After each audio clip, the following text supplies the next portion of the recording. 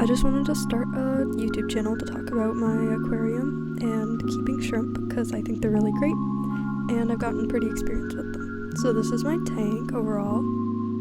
I've got water wisteria, like quite a lot of it. It grows really fast. I recommend it for sure. And then I've got some pothos, some of it's submerged, and then I've also got some growing out of the top of my tank, which I'll show in a second. The shrimp really love to climb on it.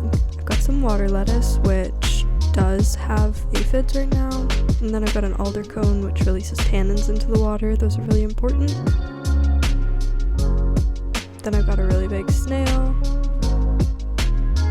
and then I've got some seashells that the shrimp really love to sit in and sit around,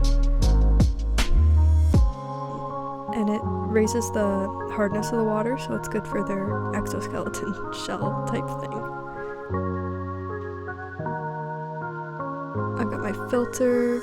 I've just got bubbles and it's a sponge filter so that the baby shrimp don't get sucked in. That's a pregnant shrimp climbing on it right now. And they love to eat the microorganisms off of it too. For the pump, I have a Marina 75 with a little control filter. I feed them algae wafers. I have high protein ones. They're really good for their diet. And they love to eat them. So I usually take half of one, break it into two, and then put those two halves in there. And they float for a second and then they sink. And at first they're a little too tough for the shrimp to eat, so you gotta give them about 3 minutes to soften up for them, their little claw things, to be able to reach it. And then they start to check it out. Sometimes they forget what they are, they're not very smart. And these two, they're like getting courage from each other to see.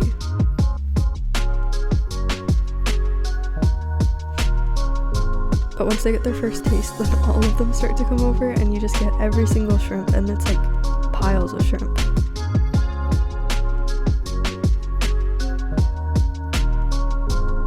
Feeding them is really important, but you don't want to overfeed them or else it's going to raise the ammonia once the food starts to decompose. You can also feed them things like cucumbers and other blanched vegetables. I just boil them first.